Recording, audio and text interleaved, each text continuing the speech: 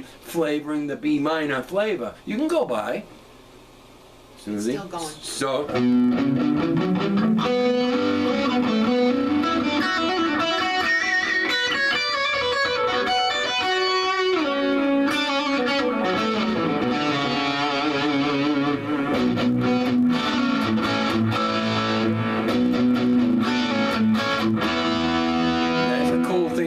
There's a cool thing right there for the E dorian.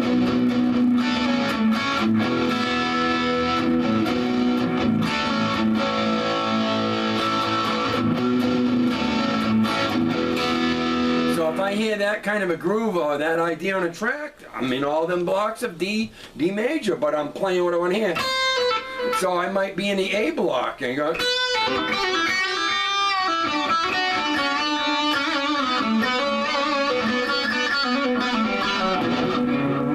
Whatever, I don't know.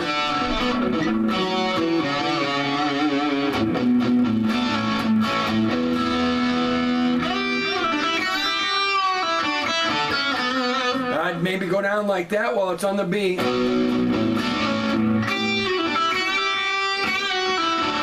And then when it goes to the E, I'd land on the B note.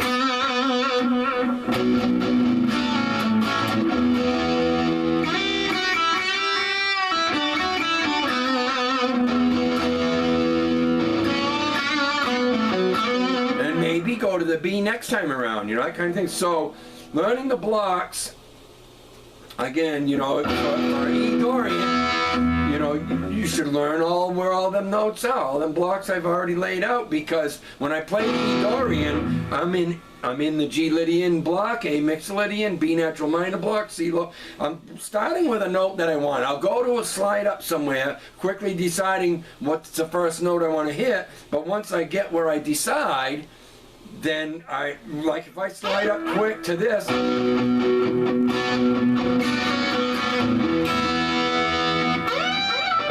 I'm sliding right up to a G note. I'm not thinking too much, except just the first note I want to land on, and from there, I'm going to play the phrase I hear in my head.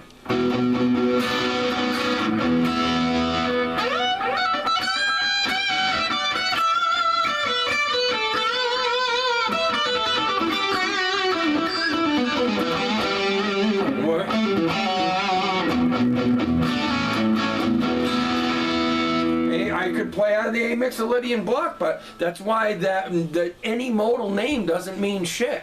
You got to have all the blocks down because you're going to play that modal flavor throughout all of them. So neither block, that's why they call it theory. Because in theory, A mixolydian, yeah, if you go A to A, but I can play A mixolydian flavor.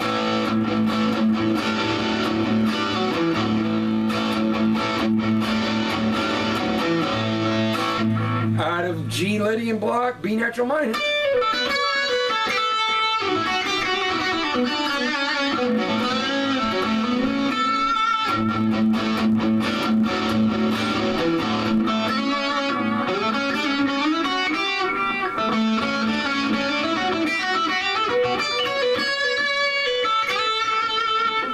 But anywhere I move to, on a finishing phrase, I know what's there available for me of notes in D major, no matter where I go, no matter where. That's why getting them blocks down, you can't compromise this and skip, or you either got it or you don't. You know, and I put the time in to get them down.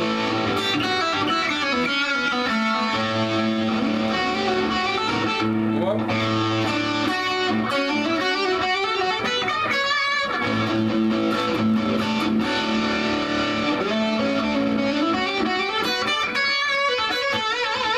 Now I'm just sliding up here because I want to hear, I'm going right to the A, major third. This all is from the D major.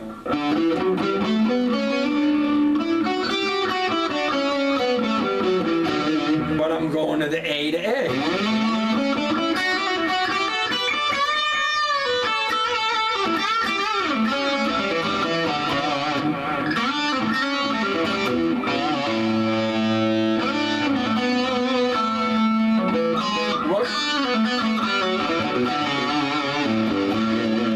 So there's no you have to get the blocks down, but you got to play them up and down and tie them together once you got one down.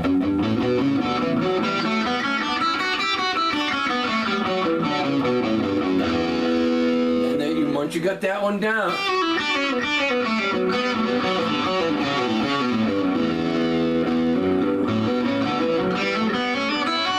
you know, so that you got it down, you can play it without looking.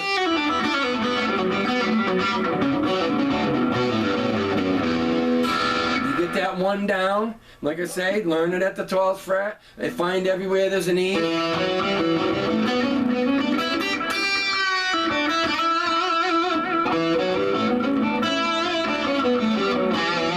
It's an E, an F sharp, a G, A, a B, a C sharp, and then a D and an E. If you go E to E, that's Dorian. So again, Dorian isn't strictly just going from that E to that E note. It could be going still just starting with a B note. Any notes of the D major. I could start with the D note. And use them as passing tones, which means I'm just running down the notes of the scale.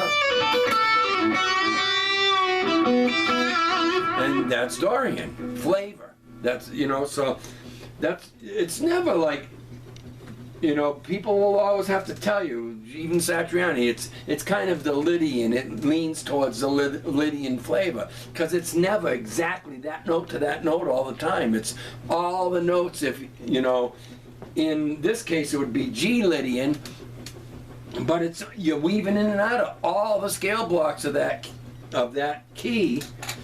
And for that flavor, and you can also add the pentatonic that works with that key, like in this case, minor pentatonic. But there's also spots. I think A major pentatonic might also be. So you got but you got to hear what they sound like. You got to play them blocks enough so that you know what they sound like.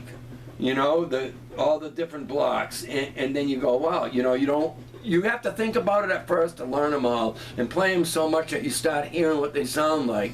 And then when you start playing the tracks and you weave in and out of them all, now it's starting to get inside of you. And that's when you start creating for real. And you know, knowing the notes, to me, there's no compromise. So many people, you know, I mean, whatever. To me, it's helped me tremendously.